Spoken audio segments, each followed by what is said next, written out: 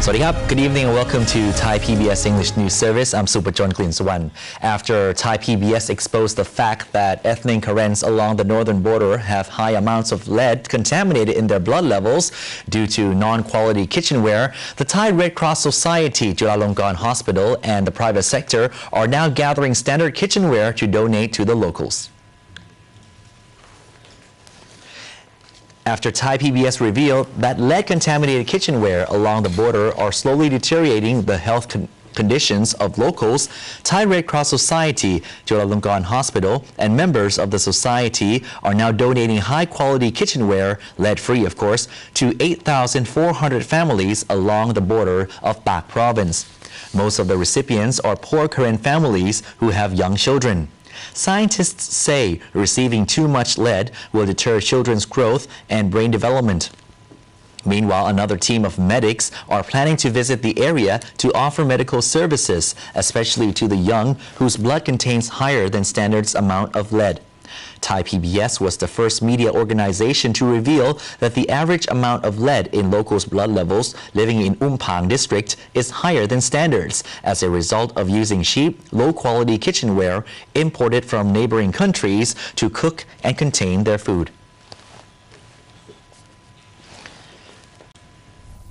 At the cabinet meeting on the economy today, Kitirat Naranong, Deputy Prime Minister and Minister of Finance, reported that commodity prices have dropped when compared with the figures from January of this year. The surge in prices at the start of the year was due to the floods hindering productions. Still, energy prices have to be closely watched because they are affected by external factors, especially unrest in the Middle East, which could put upward pressure on oil prices and production costs. Bunsong Teriyapirom, Commerce Minister, reiterated that product prices did not increase much in comparison with figures prior to the floods. In fact, prices of commodities like pork, chicken, and garlic have decreased. The rise in commodity prices can be attributed to higher transport costs, which are a result of higher oil prices. Prasan Trairatwarakun, Governor of the Bank of Thailand, said that the inflation rate in the first quarter of this year remains stable. Although the increase in the minimum wage will push up the cost of living in the future, the governor expressed his support for the policy, but cautioned that it should be implemented gradually. Prime Minister Yingluck Shinawatra committed her government to solving economic woes amidst the oil crisis and assigned the Commerce Ministry to closely monitor commodity prices. The Bank of Thailand has estimated that public debt will reach 50% of GDP after taking out loans for the water management plan. Dr. Rungtip Chodnapalai spoke in an exclusive interview with Dr. Prasan Trairatwarakun, Governor of the Bank of Thailand, who not only expressed his concern over the public debt, but also asked the public and private sectors to work hand in hand to strengthen Thailand's economy. Here's more. The important part is that if there were no extraordinary incidents in the near future, we should try to come back to the regular fiscal framework. There should not be an extra way out of creating additional public debt unnecessarily. You are right in the sense that if we continue creating this debt because of the deficit over the years, it can reach the threshold of 60%, which is what we consider as a sustainable level. Beyond that, probably not as sustainable. The figure is that with a regular deficit of 2.4% of GDP every year, the next 6 or 7 years, the debt ratio can go up to 60. Hence, we should bear in mind first, if there were no special reasons, the government should try to avoid creating extra deficits to create any extra amount of public debt. Second, try to make use of the fiscal budget in as most efficient way as possible, particularly on the investment side rather than on the just the consumption or expenditures. Third, one should also come back to pay more attention on the collection side, particularly on expanding the collection base or even the rate. In certain areas, like VAT, for example, VAT at 7%, which is quite low at the moment. What should be the strengthening way of the collection side? Some policies have subsidy in nature. One should also look at the effectiveness of targeting the recipients, whether such subsidy go to the target as designed. We are a democratic society. In fact, in a way, strengths lie in our pluralistic nature. People work in private sectors, variety and so on. But in order to exert an effective force driving the countries forward, I think a very important element is the trying to achieve what we term as common vision. Common vision among our drivers, our stakeholders of the country. Without that, sometimes we will not go in an coherent manner.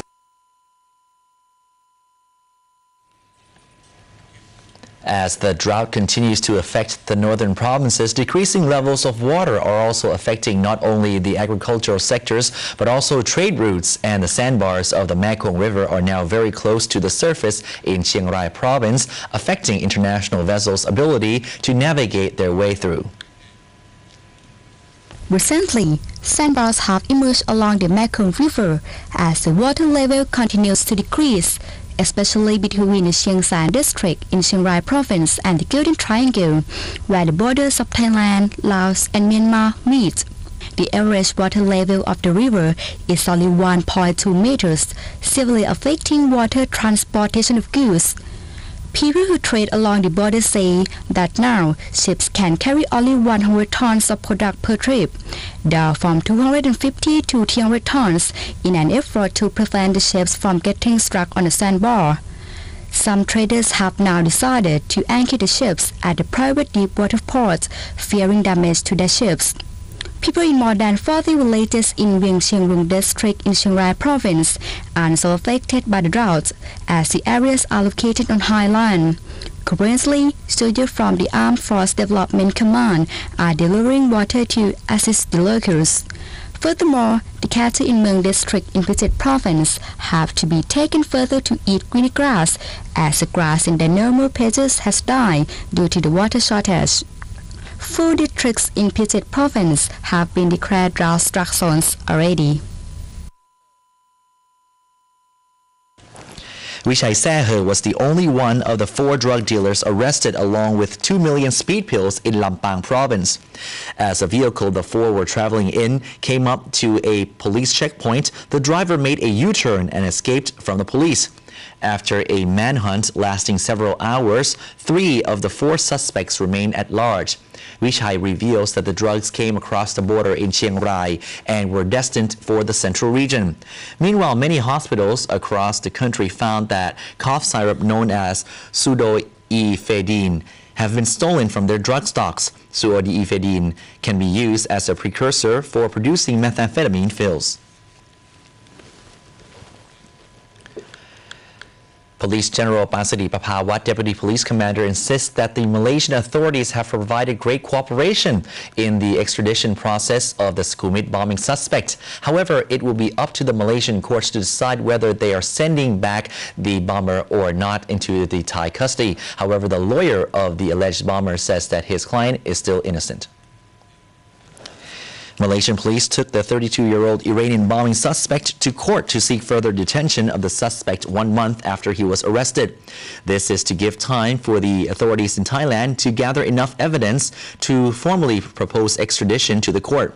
Next week, Thai officials will fly to Kuala Lumpur to seek extradition of the suspect.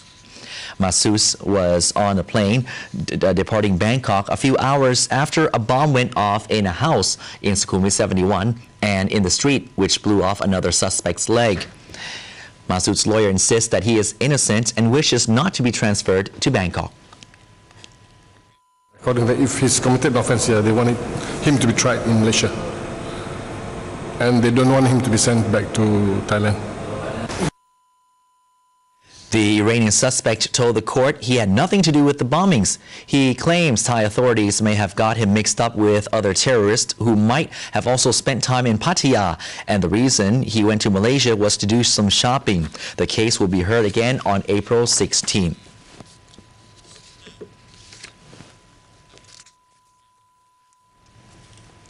And now moving on to some wildlife. An elephant was found dead on a mountaintop of Krabi province with its tusk and nails torn off. Authorities claim that they know who the owner is and are quickly investigating to see if the owner procured the animal legally. A dead male elephant was discovered on top of a mountain in Krabi province. The head of the dead animal was mutilated to remove the valuable ivory tusks, while its nails and tail were also cut off. The corpse was left unburied. Wibun Led Watana Sombat, head of Krabi's livestock department, said that the elephant experienced concussion and fainted due to overwork, evidenced by an abscess around its neck. The department is now checking whether the owner of the dead creature procured it legally and will take legal actions if the procurement was illicit. Saksi Ket Sikao, a 56-year-old taxi driver from Mueang district of Roi Et province today drove to a traffic radio station to return the bag full of gold to its rightful owner, with police and members of the media applauding him for his honesty. Saksi says that when he realized that the owner left his bag containing gold on the seat next to the driver, he drove back to the Si Mueang market where the passenger got off, but he could not find the owner until his fellow taxi driver friend Manu Net Loy saw the owner of the bag on the news asking for the driver of a pink taxi to return his items. Saksi then decided to call the traffic radio station FM 91. When Ekarat Ganokwan, the goldsmith who owns the bag, found that all of its 9 boxes containing 8.2 kilograms of gold worth around 13 million baht were all there, he thanked the honest driver and awarded him with gold ornaments and cash. The 60-year-old goldsmith says that even if he found that some gold was missing, he was still happy to find his bag and the remaining gold. But getting back the exact same amount of gold he lost proves that this society still has people with hearts of gold.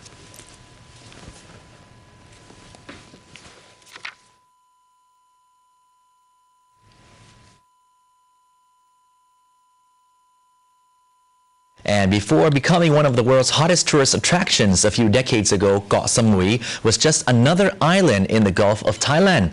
The boom in tourism on this resort island is resulting in the dramatic loss of tasty coconut farms, which was one of the factors which brought fame to this renowned paradise island in the first place. Chaweng Beach is one of the most popular destinations on Samui Island, but locals and people who set foot on this island a few decades ago may still remember that this area was once a coconut farm. But this land, with the market price of 80 million baht per rai, which is equivalent to many business areas in Bangkok, locals couldn't resist but to sell their lands to high-class hotels. Many residents on this paradise island even decided to leave their homeland and live on the coast after selling their ancestors' land. The current population of coconut trees on Koh Samui is estimated around 1.1 million.